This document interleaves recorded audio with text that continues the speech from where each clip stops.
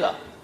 حدیث میں خبریں یہ سارے مسلمان ممالک تمہارے ہاتھ سے نکل جائیں گے مسلمانوں، یہ عراق اور اردن اور یہ اور وہ، یہاں تک کہ ترکی، سعودی عرب کا بھی شمالی حصہ نکل جائے گا. البتہ مدینے کا جو ان کا پروگرام ہے اس کو اللہ نہیں پورا ہونے دے گا، مدینے میں داخلے کی ان کو اجازت نہیں ملے گی. بہرحال یہ سارا کچھ ہونے والا ہے. وہ وقت بھی آنے والا ہے کہ حضور کی ایک حدیث کے مطابق ایک شخص کے 1000 بیٹے ہوں گے تو 999 ختم ہو جائیں گے، ایک بچے گا. یہ وقت بھی آنے والا ہے کہ حضور فرماتے ہیں اتنی بڑی جنگ ہوگی، اتنی خوریزی ہوگی کہ پوری زمین اٹ جائے گی لاشوں سے.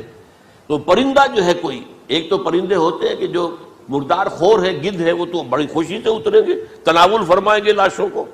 اسی طریقے سے کوے ہیں، چیلے ہیں.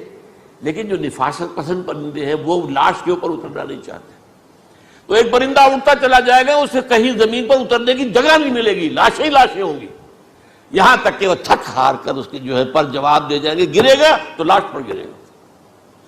یہ وقت آنے والا، اور یہ یہودیوں کے ہاتھوں، یا یہودیوں کے جو سپورٹرز ہیں اس وقت، جو ان کے ہاتھ میں آلہ کار ہیں، ان کے ہاتھوں آنا ہے. میرے نزدیک اس کام کے لیے اس ملعون قوم کو کہ جو حضرت عیسیٰ کے زمانے سے ملعون ہو چکی ہے، اس کو باقی رکھا گیا ہے، اسے یہ موقع دیا گیا ہے. اس نے اسرائیل بنا لیا ہے.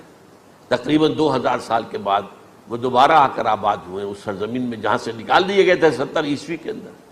یہ سارا کچھ کیوں ہو رہا ہے؟ ان کا یہ استثناء کیوں کیا گیا؟ یہ بڑی تلخ بات ہے، یہ یاد کر لیجیے. کیونکہ یا تو قوم اسی وقت ہلاک کر دی جاتی، جیسا کہ ہوا قوم نوح، قوم ہود، قوم عاد، قوم ثمود، قوم شعیب. یہ ہوا کہ نہیں ہوا؟ اور صدوم اور عمورہ کی بستیاں جہاں حضرت لوط بھیجے گئے، اور آل فرعون جو ہلاک کیے گئے. یا تو پوری قوم ہلاک کی جاتی، نہیں. یہ یوں سمجھیے کہ اس پورے معاملے کو درمیان میں سے ایک وقفہ دے دیا گیا، حضرت عیسیٰ کو اٹھا لیا گیا، اور حضرت عیسیٰ دوبارہ آئیں گے. یہ کیوں کیا گیا؟ اب اس میں بڑی تلخ بات آپ سے کہہ رہا ہوں، یہ آپ کے لیے قبول کرنا آسان نہیں، حلق سے نیچے اٹھنے کی مشکل سے. اس قوم کو زندہ رکھا گیا ہے جو ملعون اور مغضوب علیہم قوم ہے. سب سورہ فاتحہ میں مفسرین لکھتے ہیں ضالین یہ نصارہ ہیں، اور مغضوب علیہم یہ یہودی ہیں. اور قرآن کہتا ہے لعن الذین کفروا من اہل الکتاب علی لسان داؤد وعیسی ابن مریم، لعنت کی گئی. ایک ملعون اور مغضوب قوم کے ہاتھوں آخری امت محمد، اور اس کا بھی بہترین حصہ، اس پر عذاب ان کے ہاتھوں آئے گا. عربوں پر عذاب یہودیوں کے ہاتھوں، اس لیے ان کو بچایا گیا. یہ میں نے کئی دفعہ واقعہ سنایا، مولانا اصلاحی صاحب بتایا کرتے تھے، کیونکہ وہ راجپوت تھے، یو پی کے راجپوت، مشرقی حصے کے.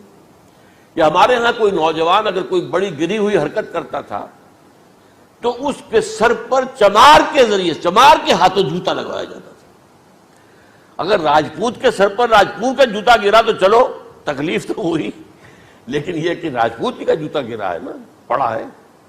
لیکن راجپوت کے سر پر چمار کا جوتا، جس کو آپ انگریزی میں کہتے ہیں to add insult to injury, وہ تکلیف بھی ہے جوتا کھانے کی، اور انسلٹ ہے کہ ایک چمار مار رہا. یہ امت سب سے خیر امت ہے، کنتم خیر امت اخرجت للناس. اس کے لیے عذاب بھی بدترین آئے گا. اور کن پر آئے گا؟ اس امت کا جو اصل نیوکلیس ہے عرب، جس کے بارے میں حضور کی حدیث موجود ہے ویل للعرب، عرب کے لیے بہت بڑی ہلاکت.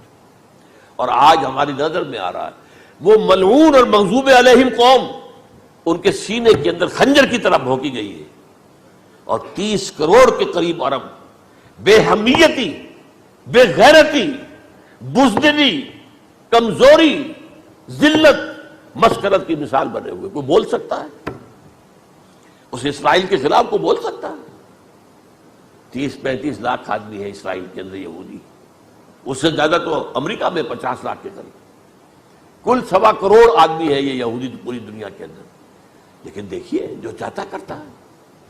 جب چاہا اس نے عراق کے ایٹمک انسٹالیشن کو تباہ کر دیا، اور سعودی عرب کی فضا میں اس کو فیول کا کیا ہے انہوں نے. دوبارہ ریفیولنگ جو ہوئی ہے ان کے جہازوں کی، وہ سعودی عرب کی فضا میں ہوئی. اللہ تعالیٰ نے یہ کوڑا ان مسلمانوں کے لیے رکھا ہوا ہے کہ جن کے رتبے ہیں سوا، ان کی سوا مشکل ہے. جتنا اونچا مقام اللہ نے دیا عربوں کو، ان میں حضور کو اٹھایا، ان کی زبان میں اپنا آخری کلام نازل کیا، تو ان کی ذمہ داری بھی بہت ہے۔ جن کے رتبے ہیں سوا، ان کی سوا مشکل ہے۔ یہ ہے میرے نزدیک واللہ اعلم